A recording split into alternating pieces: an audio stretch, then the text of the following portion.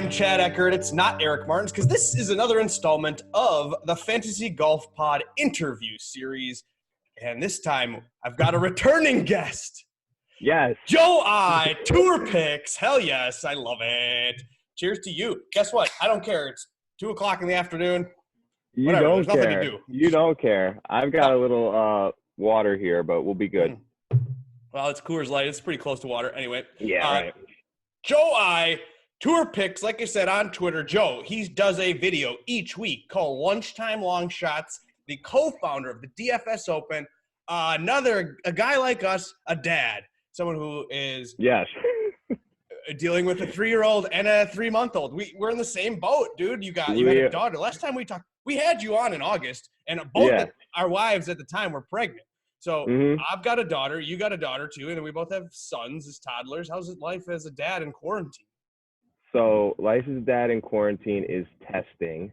I have a newfound respect for my wife because I am the lucky one that gets to leave the house every day from like 8 to 5. But it's good, man. We've gotten it is what it is, right? So we've gotten to be able to spend some more time together, do some fun stuff, and making the best of it right now. So you are quarantined in Florida, which isn't bad to be quarantined in Florida compared to me. I'm out in my garage. I almost had to put a jacket on. I wasn't sure if I should. So do you have a pool nearby? Do you have a pool at your house? Can you go jump in at least? I don't have a pool. We have a community pool, but it is shut down right now. My wife's parents have a pool, so we go there often to kind of hang out. Other than that, we just kind of hang out, do stuff in the driveway. It's been beautiful out the last 2 weeks. I am like itching to golf, but I can't do that. So I'm making the best of it. We're doing a lot of activities and chalk time and that kind of stuff. Are you able to golf if you wanted to? Are the courses open in Florida? I think there are some. It depends where. There's one like right in my backyard here that I usually play at. It is closed.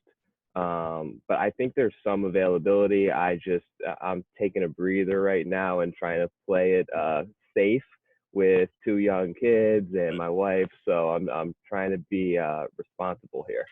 Cool.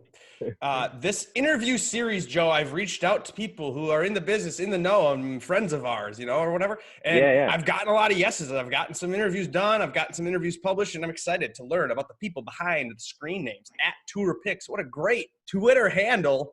I love it. Who are you? What are you? Give us a little background on what you do. Why am I talking? Sure. So my name is Joe Idone. I live down here in Florida, as you tapped into. I created the kind of account it started off as sort of like an anonymous way to just get involved in the golf Twitter community and post some of my action on there. And it just has kind of evolved over time. And I started putting out these little videos. I really fell into golf because of the possibility of the long shots. So that's kind of why I created the little, 2-minute and 20-second video. I wanted something that was a little bit unique and different and tried to carve my own little path there. I have a decent amount of people who enjoy it and watch it and bounce ideas off of me. So it's fun for me. It's not my full-time job by any means, as yourself, but it's enjoyable in the same sense. It gives me an opportunity to kind of spew some ideas out there and bounce it off some people, and I like it. Okay, so then we got a little downtime. There's no golf to predict. Do you have, are you working? Are you in the lab going back to Tour Picks 2.0? Is that coming out? When the golf comes back, have you thought of ideas? Are you going to go to Periscope? I know you experimented maybe doing that. What's next? So I've thought about it. So I would love to do something more with it, obviously. But right now, I think I'm just going to stick with the, Twitter video in my car by myself, 2 minutes and 20 seconds, keep it short and sweet. Just because I tried the Periscope, people, it's just different. You know what I mean? It's longer. Anything that someone has to sort of click a link into, it didn't seem, from the feedback that I got from people, it wasn't as advantageous for me. And they just like the short and sweet, throw out 4 or 5 names out there and get in and out and be done with it. Right on. And so exactly, this is what Joe does. He just pops his phone up during lunch hour. Is it Tuesdays? You typically do this because that's Right. what. So what? What made you want to? So you just okay. I got this stuff in my mind. I'm gonna throw the dude. You're subjecting yourself to the trolls, to all the Oh hate. yeah. Why are you doing this? Why do we do this to ourselves, Joe? So I don't know, man. Why do we do this to ourselves? That's a great question. But I think it's just because we started it, we got kind of hooked on it, and now we can't give it up, right? We're addicted. So A little bit. it started that way. It was just basically me. I saw your thing with Nagels the other day. My path is sort of very similar, where it was just me doing it and nobody was watching it, right? Then a couple of guys picked it up and retweeted it, and it started to grow. And I put a little bit more effort into it myself. Um, and I've had a decent success, I like to think, over the years, in kind of pulling these guys at giant numbers and finding something every now and Okay. then. And So, and so we know we had you on. You had just yeah, basically cashed that Wolf ticket. Was it at 3M Open for 120? 3M. I don't. Yeah, it was like I had 110 and 100, two different ones. So that was Now, is that your best? We're asking people too to share their hashtag mega profit. Their what yeah. the one story that they like to tell. I mean, besides that, do you have any? That was good. I'm not gonna lie, it was pretty good. But I've had a couple along that line at a similar number. I had Ian Poulter a couple years ago. I had Gary Woodland at like 80 at the U.S. Open for a really good amount.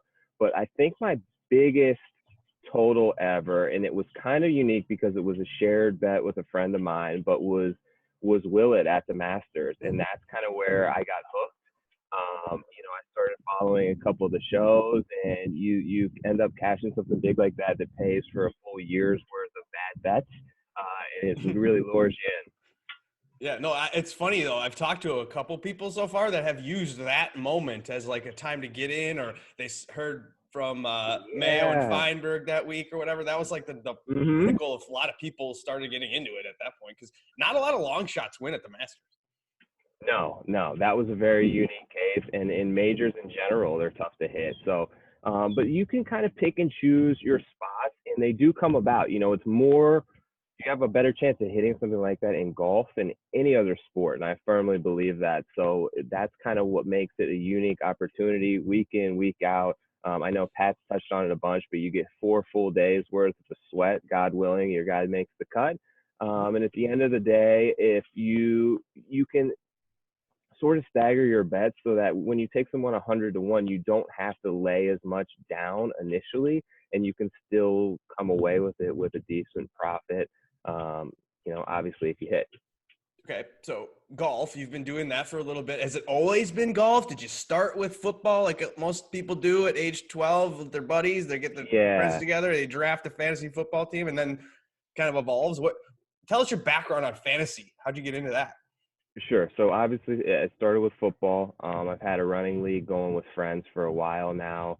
I really got into, much like Nagel said as well, I like to have some action on anything that's going on in the sporting world. So I really kind of, hit a couple Super Bowls at really good numbers there for like a couple years in a row with like the Ravens and the Giants at 40 plus numbers. So Okay. that's what really got me into the gambling side of things. And then naturally, that has sort of pivoted into DFS as that communities continue to evolve and pick up. And they're enjoyable in different ways. So I like to have a little bit in this and a little bit in that, so that if you do really bad at this one week, sometimes you can make up for it in the other one. But it's all in good fun. It's not, I'm not betting the cable bill on anything or anything that I can't afford to lose. You almost go into it with the expectation that, you're going to lose. Right. And if you have a little fun along the way and can cash a ticket every now and then, good for you. You're in our fantasy DFS league for golf, so you do Yeah. play DFS. Now, do you have a process to your week? Is it the same every time? Because you're putting things together in your mind to get your video right on Tuesdays. Does it kind of just start Mondays when the betting board comes out, or do you have a routine? Yeah, it really starts when the board comes out. So I really kind of start with the betting lines. Once I get those, I have a little bit of a formula, so to speak, that I try to stick to, and I tweak every week here and there just to make adjustments to it because it's never spot on and it's never consistent. But I look at, I look at course history a little bit. I look at recent form. I pull some stats from Fantasy National. And then most of all, I sort of factor in a personal bias. Like I'm not betting thousands of dollars. So I like to bet guys that I want to root for. Yeah. And what's the fun? Yeah, exactly. So I like to make it fun. And then along the same lines, I kind of look at the numbers with DFS, and if they're comparable to those betting lines, a lot of times I'll cross that over and play the same guys. But oftentimes there are guys at different price points on the odds board, and then they're much higher priced in a different bracket, so to speak, for DFS. So I kind of look at that, but it all starts with the odds, and I work my way down from there. Now, I've heard a lot of people do this where they hedge their DFS opinions with their bets. Do you ever have that? Is that ever the case for you? Or do you go with that a lineup of guys that you've put money on also in the betting board? So you have a lineup that's all people you have money on? Or do you kind of hedge? Do you like to do hedging? Sure. Well, it's kind of a tough one to answer. I guess more so down toward the lower price guys, the mid to lower price guys. I will pick my guys that I like both in odds and DFS and kind of stick to that. Sometimes at the top of the board, I usually try to fade from betting purposes. So anyone really inside of like 10 to 1, like your Rorys and your Brooks and your Roms, those guys up there, I don't really bet on often. So in that sense, I do kind of hedge with DFS. If I think one of those guys are going to do well that week, then I'll play them, start my lineups in DFS with them, but I'm not going to take a 7 to 1 or an 8 to 1 number to the bank. Are you a guy that plays one lineup like Bagels, or do you choose a player pool? Are you going 20 entries, 3 max kind of style? What's your style? And do you use player pool, and how many people are in that? Yeah, so I'm still working on that. I haven't, to be quite frank with you, DFS is still a strategy that I'm working on sort of fine tuning. I don't do one lineup. I usually pick anywhere between like 3 and 10. And I'll put those in a number of different contests. It's tough, as you know. So I'm still trying to find that best way to go about it. I was So able how to are you kind of doing run. that then? Are you practicing? It's just basically like you got to practice like anything. You want to learn how to play guitar, you got to freaking use it a lot and play a lot and try things out. What's your strategy to learn it?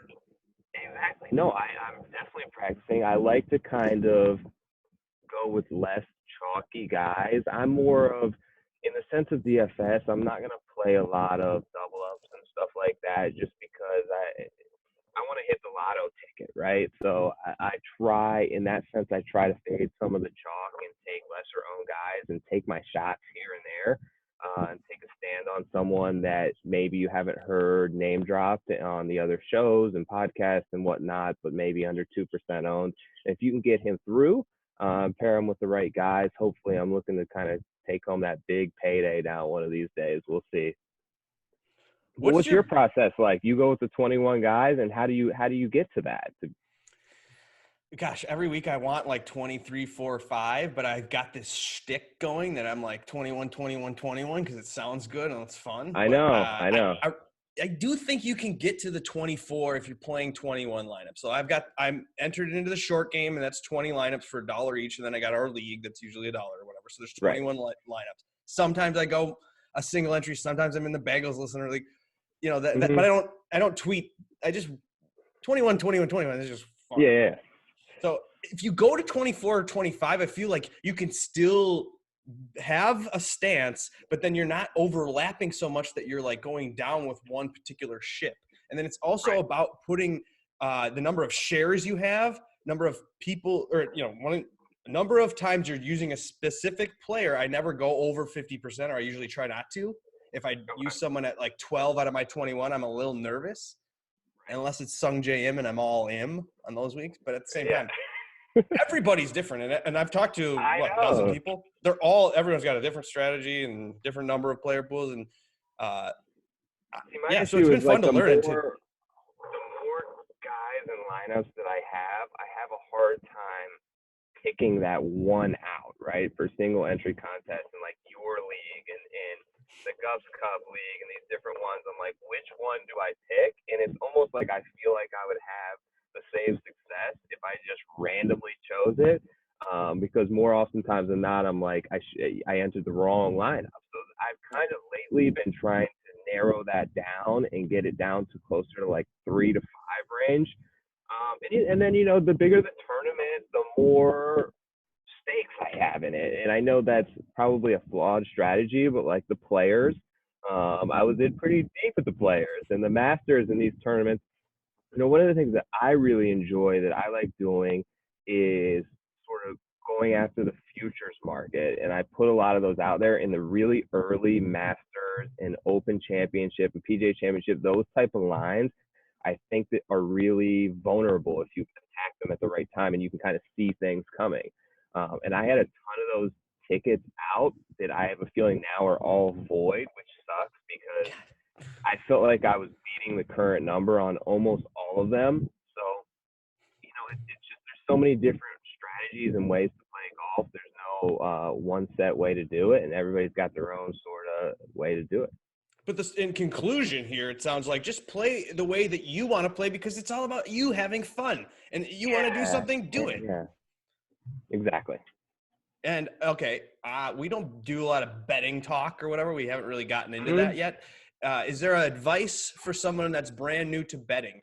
Do you have one rule of thumb or like, dude, I done this forever and you never win? Or is there something you have in your top of your head? Yeah, it's just, and I've heard a lot of the guys kind of touch on this in the DFS world as well, and it kind of crosses over. It's just establish your bankroll, right? And try to stick within your limits. I tend to bet more guys every week than some people do, which takes your margins down a little bit. So I try to get like. What do you mean though? So normally like EPAT like said 6 guys maybe max on his bet card. What's your card? You're going a little more than that, or? So I usually go a little bit more than that. I'm usually between like 7 to 10 guys total. I'm really aiming toward what I do is I have a number in my head that I want to win in that week. So I will stagger my bets accordingly. So if someone is 20 to 1, I'll have more on them than a guy that's 80 to 1. And I try to stagger all to make sure that I hit that number, which is usually around 6 to 7x on what I put in on that week. Is usually what I try to go toward. And I've had a pretty good run at doing so. I try, last year, I think I had like 8 winners or so. But one of the big things with betting a lot of the longer shot guys, which I do, and I don't take a lot of the top of the board, is those top 10 and top 20s can really assist you when you have a week where you strike out on the outright. If you can get a couple of those guys that were 15 to 1 or 20 to 1 on a top 10, it can really pay for that week and buy you another week of time where if you do hit that winner, the following week, you didn't really have a losing week the week prior. So that's why some people aim a little higher and try to get 10x on their money invested every week. I go a little bit lower and try to spread it with more chips on the table, so to speak, so that it gives you more options and more outs in case you whiff. Okay. Now, I know you sat down with Anzo and you talked about the DFS Open with him, and I watched that pod, and it's a great pod, so just go check that out. We're not going to get into the deep details that you did with him, but how fun was that? So you started the DFS Open. It was a golf tournament. Tell us this elevator speech. Sure. So we started it, Ryan and myself started it as just an opportunity to get as many people as we could together in one place at one time. We all seem to interact in a pretty close-knit community here so often, weekly, daily. But many of us have never had the chance to meet. Some of the guys who were working together, I found it really like Kenny and Tambo, for instance, have had this podcast forever, had never even seen each other until the DFS Open. So things like that, it's just a great opportunity for us all to come together. I was way. You feel like you know Pat Mayo. I feel like I know him, and then you see him in real life. It'd be kind of fun. Yeah, exactly. So it was an opportunity that we had a lot of people who were going to be down here anyways. We wanted to do it for a good cause.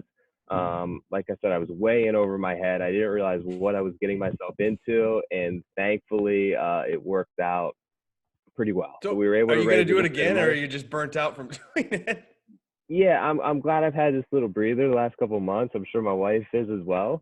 But I'm definitely going to do it again. What So about a DFS North? I had Moose on, and we talked about maybe trying I to know do it. But we talked about no one wants to go to Minnesota on a vacation. everybody wants it to be closer to their home, but it's tough for me because, like I was saying to Anzo, if I do that and we kind of rotate it around, I really need to have a couple people there with boots on the ground that I can trust to run the show, and make sure that it's able to grow and run as effectively as we try to do it in year one. So that's kind of the struggle. So I'm leaning toward keeping it in Florida. Um, it's a great time of year to come down here. Hopefully you can come down next year. That's the Um, plan. Eric and I are like, we're going to get a we'll get bungalow. We're Eric going to have a down. family vacation. It's going to be great. It, exactly. Yeah. Bring the families down. We'll go to the Honda. It all kind of works out nicely. And next year, the Honda's in March, I thought I read, or something. Yeah, moved back, I believe, 3 or 4 weeks, which thankfully did not happen this year, or coronavirus would have screwed the DFS Open completely. But it was like the last hurrah for many of us in terms of a social experience. So I'm glad we were able to get it in. So what do you think we're going to have golf again, or when do you think, what's your prediction on when golf will come back? Yeah, I'm hesitant to really make a prediction. It's going to come back. I think I'm optimistic, right? But I think it's going to be one of the first sports to come back when things settle. I'm a little bit worried about how they kind of waited initially to call it off, especially with the players kind of going out there for one day. Fans are in, fans are out. We're playing, we're not playing. I feel like that's going to hurt the comeback some. Yeah. That said, I'm hopeful for the end of the summer events. I know that may not even happen, but I need golf, man. We need it back. Dude, at least let me go play. I mean, for God's sake. I know. But yeah. Well, is there anything else? Do we miss anything, or do you want to talk about anything, or how? No, I think we hit on everything. I appreciate what you guys do. I appreciate you guys supporting the event that we put on and sponsoring a whole. Absolutely. Anytime Oh yeah, you first want. tee, good cause, dude. Yeah, the first tee, a great cause. So they were How much very money did you end appreciative. up raising? It was like thousands. Yeah, we ended up getting like $13,000, more than that actually, that we were able to donate to them. So it was My favorite part unbelievable. though is what you said to Anzo. You're like, they didn't expect $1 really. They're like, good luck, guys. We're not even supporting you. And then you go, hey, let me They write did. this 10,000. It's like, They did it. whoa. Yeah, Ryan and I showed up to this thing that they were doing. Actually, the Monday after the Honda, they ran a tournament there for first tee supporters and stuff like that. And they showed up and they were like, what are you donating today? And I told them the amount, and they were like, we can only run it for like $5,000. I was like, well, we're going to have to run it a couple days in a row here. And they were like, Yes, sir. they were shocked. They couldn't believe it. They were more than appreciative. They hooked us up with that opportunity, which was like kind of a once in a lifetime bucket list thing for me. And it was great. And it made the whole thing worth it. So playing the course the day after the pros played it, and this course was the one course that caused carnage. Yeah. How was that? Was that scary? I was nervous to start. It was definitely a little bit nerve wracking. I played pretty well. You know, it's different. The whole thing is it's the green speed and the firmness of them was at a level that I had never played or seen before. So So did it take you like 5 holes to get used to that then, or I what? don't even think I ever got used to it, to be honest. I three putted so many times. I'm normally a good putter. It's like the strength I'd like to think of my game, but it was just really tough. It was really windy. But all in all, it was a good time. We played with another couple guys and we got around pretty quick. We played as a scramble. I think we finished like around even par or something like that as a team, which is pretty good. And there were Yeah. some people out there going like 18, 19 under, won the thing. Oh, for So it real? was crazy. Yeah, it was Well, unbelievable. so Two-man you're scramble. not like a stick though. You're like a 10 handicap, or what are you? Yeah, I'm a 10 handicap, 10 or 11. I fluctuate between those two numbers really. I'm trying to get into single digits, but it's a work in progress. How's Barrow his game? Is he good? Oh, he's unbelievable. He Yeah. is he bombs the ball off the tee. His short game and putting is really good. He struggled a little bit that day, and I think that he would tell you that. Was it Uh, because he was on live on the internet, or do you think he cared about that? And he was wearing yeah, I think pleated that pants. Was that it tilted him? I don't know. I think it might have got him a little bit when I fired up the Periscope on like 15 when we first entered in the trap. He put one in the water, and I think that threw him up. And he like, it was funny because he got up there and like last second was about to take his backswing, and he changed clubs. And I think you can hear me on the video. I'm like, oh man, Not good. indecisive. Like that's not a good sign. So with the water that I proceeded to three putt on there, and but it was awesome, man. He's a good player. We played a couple weeks before that, and he shot like 2 over. So Yeah. he's way better than me. Well, hey, if you ever make it up to Minnesota, I'd love to take you out and shoot around. Yeah, man, absolutely. And if you ever get down here, I know you got some family over there on the West Coast. Let me know. Mm-hmm. I appreciate you as always. I'll keep Definitely. checking in on you guys. If you ever need someone to come on and talk betting and long shots with you, give me Yes. a holler. Give me a shout, So man. I'm considering doing the Monday betting, the Tuesday with Eric. That we could Let's add do that it. Monday thing, and I might need a rotation of guests because I don't know what I'm talking about. That'd be awesome, man. I'd be happy to do it. But everyone, go foul tour picks. For now, what are you putting out? Nothing. For now, I'm putting out nothing. I'm putting out stuff from my kid's life, and I'm retweeting a couple things. But once we get golf back, I'll get it back fired up. We'll hit Nice. some more winners. We'll add some more guys to the banner. It's Cool. coming. Nice. We're ready. You're the man. All right, buddy.